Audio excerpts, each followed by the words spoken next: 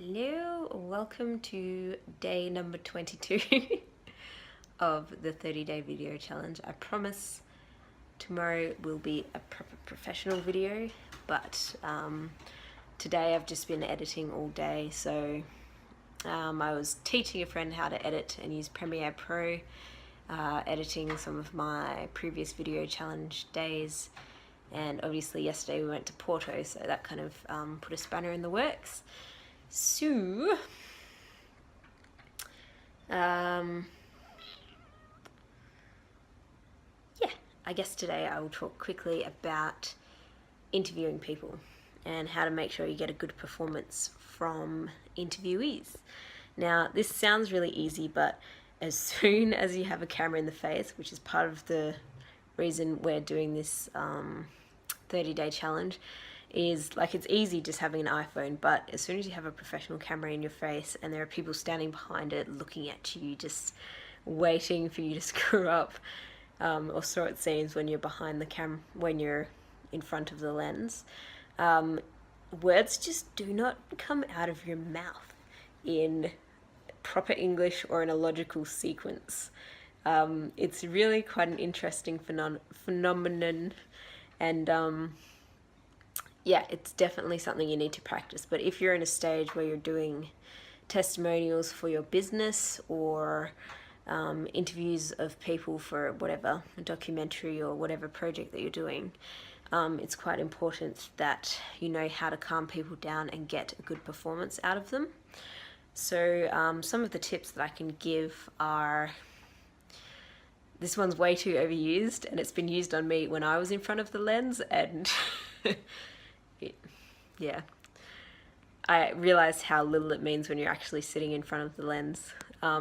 Talk to the camera as if you're talking to a friend. Now, in theory, this is really a good tip and it's very logical, but it's impossible to do. You're staring at a bunch of glass and some metal and plastic, and it doesn't help.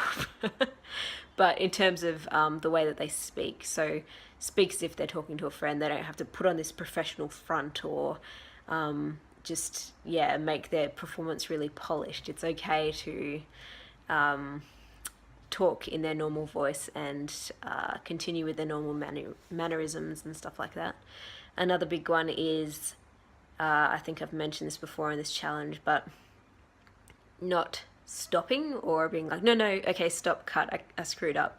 But you can't do that in a normal conversation, right? You can't just be like, oh no, cut, let's redo this one, and then start your point again. You just correct yourself and then move on, and that's far more natural than just cutting all the time and just having to deliver everything perfect. You'd be amazed how forgiving it is, especially when you film it and then you watch it back and you're like, oh, that pause that I had that seemed like an hour was about 3 seconds, and it looks incredibly natural. Whereas when you're filming, if you stop and think, it seems like an hour has gone by and that everyone's just kind of like, what is this person doing? They've been quiet for so long. But when you watch back, it's incredibly natural. And the last point I want to make on that is get a clear eye line. So this is more of a performance or aesthetics thing.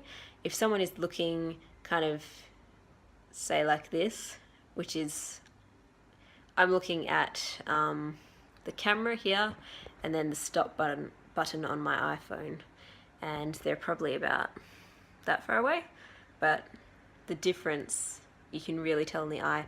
Also, I'll just, hold on. This is me looking at the camera, looking at the top, looking at the camera, looking at the top. So this is about that far away, looking at the camera and then just kind of the corner of the phone.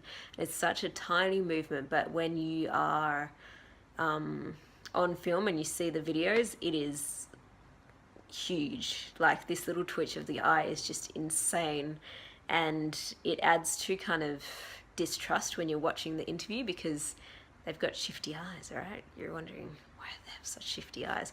But it's really simple when you're in front of the lens to kind of move between two spots of reference because you're not quite sure where to look, so you kind of go up and down and up and down, and it's really important that you just choose one spot right in the middle of the lens and just keep looking at that, not staring at it because that's incredibly unnatural. You can look away when you want, but then just coming back right to the same spot rather than kind of doing this when you're talking. So those are my 3 tips for getting better testimonial and interview performances, and I will see you tomorrow with a proper non-laying on my bed video.